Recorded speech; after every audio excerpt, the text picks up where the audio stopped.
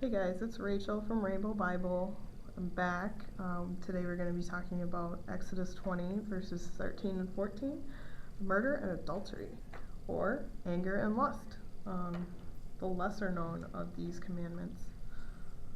These are very short, and you've probably figured that these are the two easiest ones for you to keep, but that might not be the case. So first we're going to talk about murder.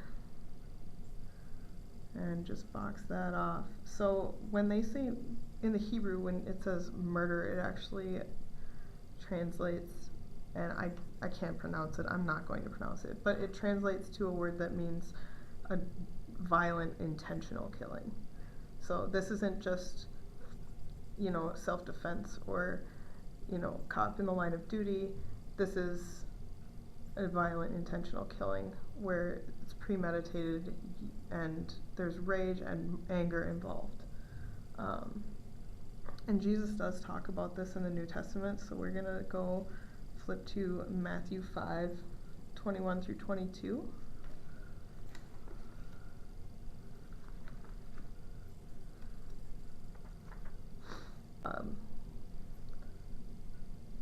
Our bodies were designed to need rest. So why should our souls be any different? I mean, think about that. In Mark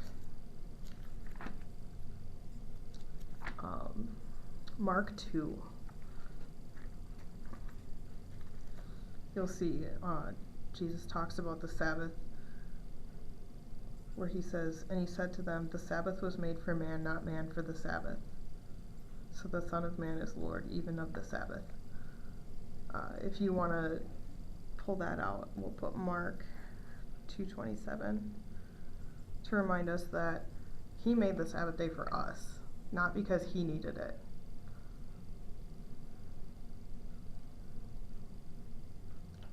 Next verse, we'll do 6 days you shall labor and do all your work. All your work. Let's look at that. So the Sabbath goes actually both ways. You think about it as needing a day of rest, but it's actually about the work that you do on the other 6 days as well. So you need to be doing work not just because that's what you do, but to prepare for the Sabbath. And then that almost has a spiritual connotation, where if you're working as hard as you can and you're working as unto the Lord, then you are ready for the Sabbath and for the rest that is given to you. It's a blessing from God. But the seventh day is a Sabbath to the Lord your God. There's that "to the Lord your God" thing again. I think that's the third time it's been repeated. We're going to put "to the Lord." And if you want, you can probably circle 2 to kind of just give it a little bit more boldness here. And we'll look at Isaiah.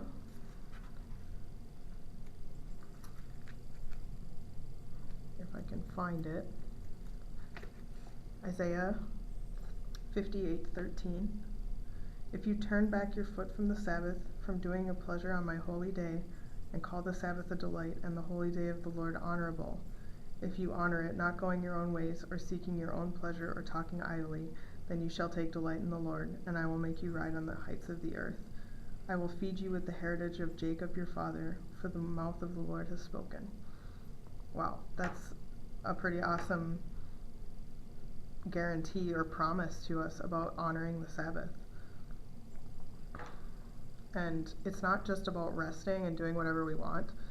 He's talking about turning back your foot from the Sabbath, which means not to work, and from doing your pleasure on my holy day. So it's not just not working, but it's not doing whatever we want. We are dedicating that to the Lord. So on that part, I'm going to put Isaiah 58:13. Whoops.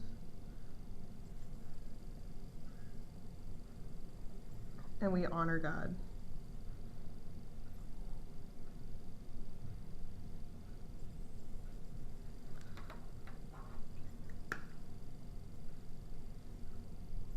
Let's get these a little bit more organized.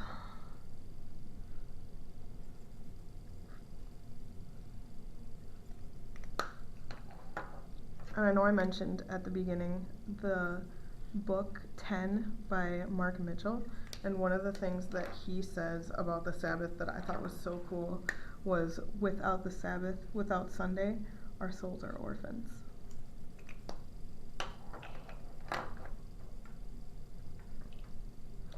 And then he says, on it you shall do not any work, you or your son or your daughter, your male servant or your female servant, or your livestock, or the sojourner who is within your gates. For in 6 days the Lord made heaven and earth, the sea, and all that is in them, and rested on the seventh day. So we'll box off rested on the seventh day.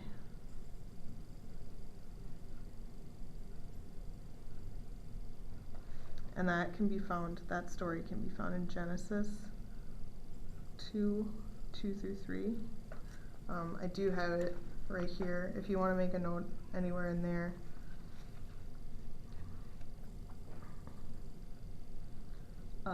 But think about this. So in 6 days the Lord made heaven and earth and everything, and then he rested on the seventh day.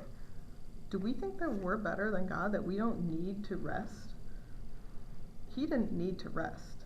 He rested when he didn't need to, in order to model to us what he wanted us to do. We have such a busyness culture where we're pride ourselves on being busy all the time, and being so busy we don't have time for the things that really matter in life. And people talk about how they don't have time for God, they don't have time for church or quiet time, but it really comes down to our priorities, and the Sabbath is something that we should be making a priority in our lives. Okay? So that is that. And then the end is, therefore the Lord blessed the Sabbath day and made it holy. So he set it apart, and so should we. Next time we're going to start on the commandments that talk about how to honor each other and how we relate to others. All right.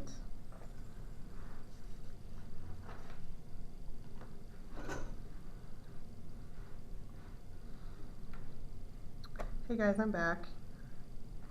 Today we're going to be starting about the only commandment with a promise, and that is in verse 12. So turn in your Bibles to Exodus 20, verse 12, and we will start talking about that. You can see, honor your father and your mother, that your days may be long in the land that the Lord your God is giving you. There that is again, the Lord your God. That's the fourth time that he has repeated this in the Ten Commandments. Well, let's first look at this word, honor. Now, in Hebrew, this has a connotation of heaviness, of weight. We give weight to this. So we shouldn't be taking this commandment lightly, because this is a very heavy commandment. I'm going to just take a quick note about that.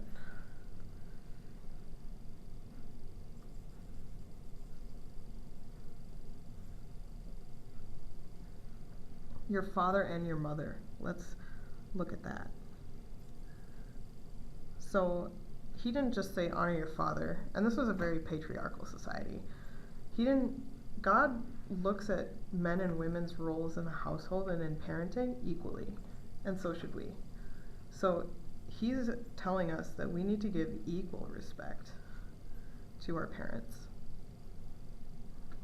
Not just give it to your father, and then if your father wants you to, then you give it to your mother, or your mother's a piece of property and she doesn't deserve respect.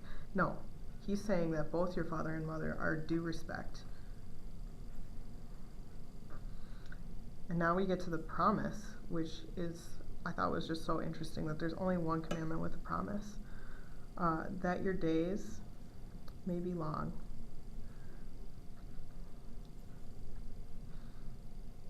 In the land that the Lord your God is giving you.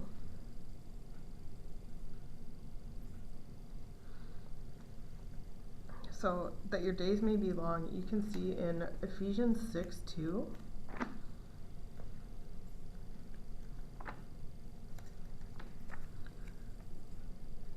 Well, 6:1 and 2. Children, obey your parents in the Lord, for this is right.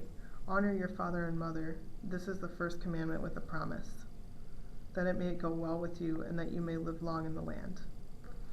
I'm actually going to take a note here and say Exodus 20, verse 12, because that's huge. And you can see, well, let's go back to that.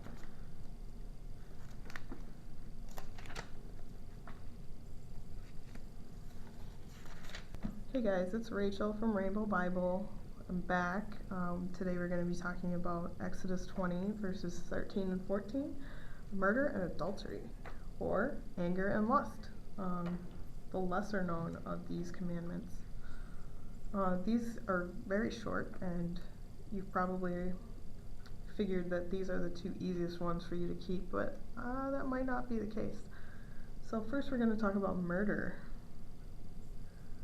and just box that off. So when they say in the Hebrew, when it says murder, it actually translates, and I can't pronounce it, I'm not going to pronounce it, but it translates to a word that means a violent intentional killing. So this isn't just, self-defense or, caught in the line of duty. This is a violent intentional killing where it's premeditated and there's rage and anger involved. And Jesus does talk about this in the New Testament, so we're going to go flip to Matthew 5:21 through 22.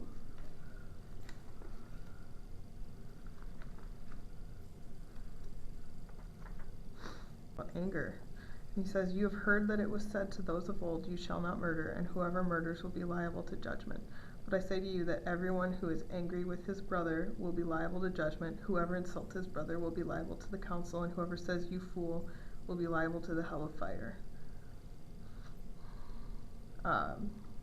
This is my first time reading in the ESV, so I am more familiar with the NIV translation, and in that it does say whoever is angry with his brother has already committed murder in his heart. And the reason that Jesus is so passionate about this subject and why it's in the Ten Commandments in the first place is because people are created in the image of God. All of us are created in the image of God, whether or not we're believers. And anger blinds us to the value of human life. So, you might think, well, yeah, but I'm not going to go out and murder somebody because I'm angry with them. But think about this. Have you ever lashed out in anger and said something that you shouldn't have? Because I know I have, for sure. You just need to do a heart check here and think about, are your actions and words giving life, or are they taking it away? That is the core of this commandment. Next, we're going to move on to the adultery commandment. And this might be another one where you're like, well, I'd never cheat on my spouse. Or, you might be a newlywed and can't even imagine what that would be like or what could drive you to do that. Some of you might be struggling with sexual sin or have in the past and kind of have a little bit of a taste of what adultery is. And this is another one where in the New Testament, Jesus talks about it in John 8:4 through 11. We're going to talk about that.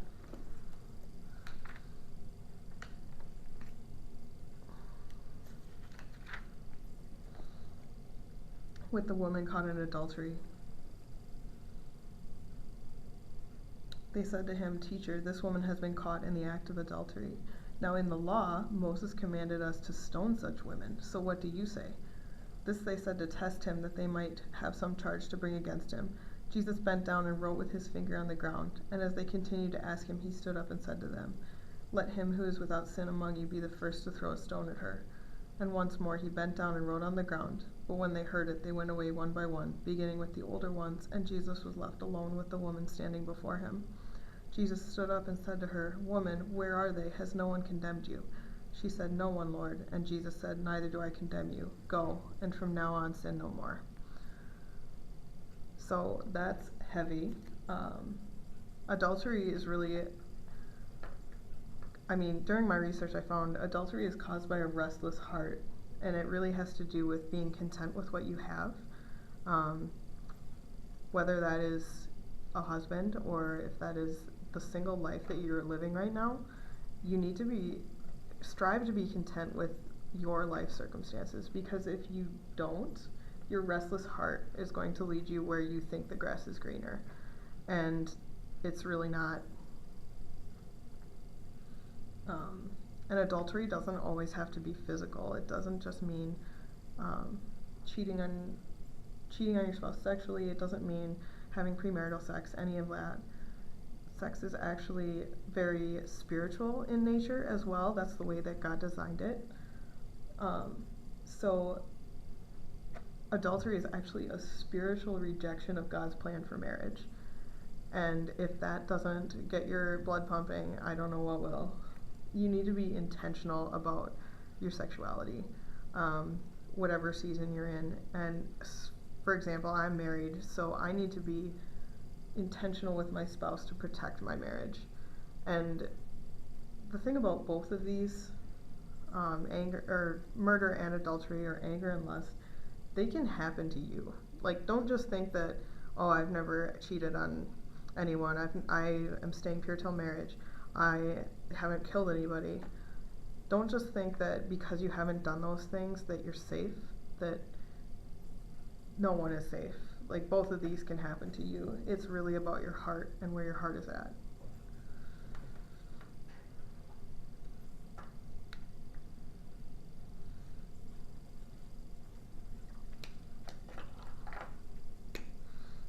Alright, that is all I have for you today.